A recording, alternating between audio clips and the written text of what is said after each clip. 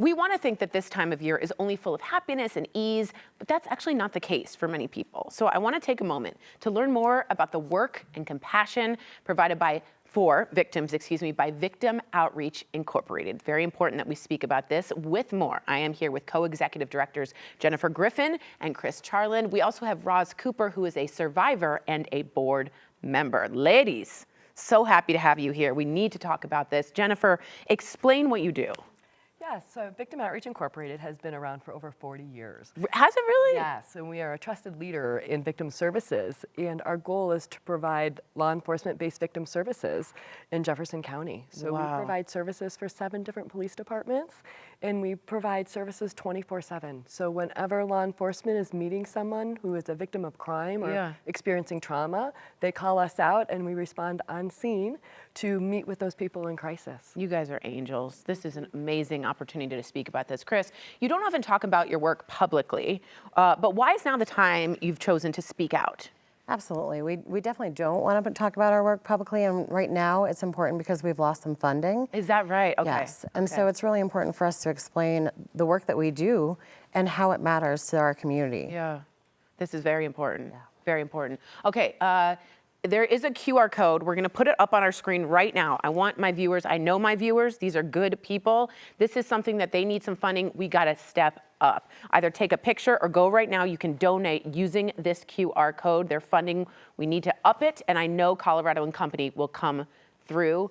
Roz, good to see you.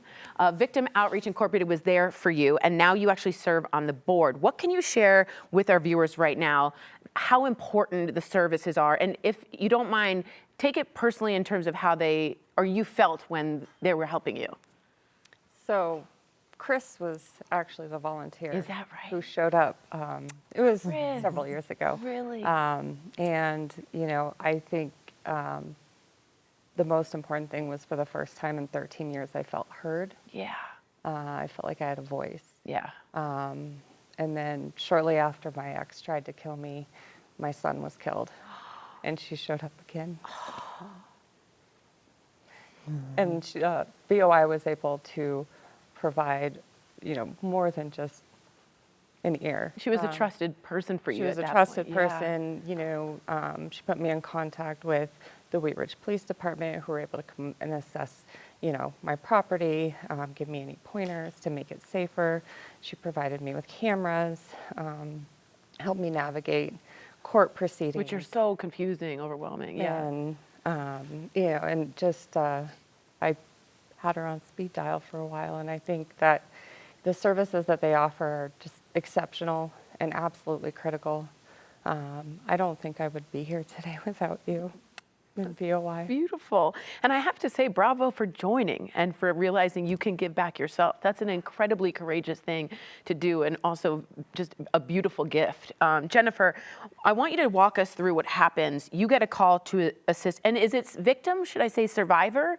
Either one. Either, okay, I want to just be careful there. But you get a call, what are the next steps that you guys do? Absolutely, so when it's safe, you get called directly by law enforcement. So law enforcement will tell us where to respond, and we'll respond wherever law enforcement does. So it can be an apartment, an intersection where there's a traffic fatality. It could be an apartment, a hospital.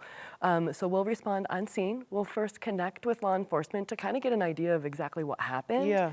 And then we'll go introduce ourselves to the person that we're there to meet. And we kind of talk about our role, help them understand that they're not alone. Oh, that's the number one. We're there to answer some questions for them, to provide support. And our advocates are really trained to meet people where they're at. Everyone needs something a little bit different when they're in crisis. And you have to read that. Absolutely. Yeah. We have to try to figure out what they need in that moment and to provide that resource. And that can just be being a support and being there with them. And being heard, like Roz said. Exactly. I just think I've been through trauma too, and to have somebody show up and say, I'm here, I'm right here.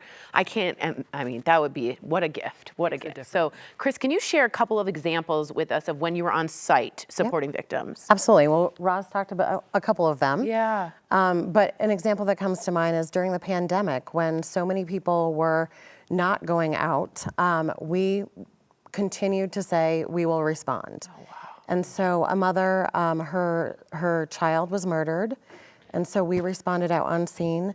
And in those moments when most people would have shied away, we were there to be able to talk to her about what was going to happen next, explain some resources, kind of help explain how this is going to work, right?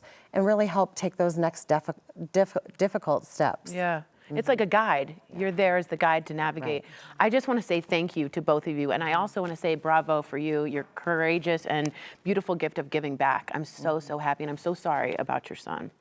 And he's very proud of you, I'm sure. Very, very proud. Well, victim outreach needs funding, like we said, and I believe in my viewers to continue helping people in Jefferson County. To learn more and donate, or go to victimoutreach.org. There's also a QR code. You can call them as well. Do what's right and help people like Roz get better and find the compassion. It's wonderful.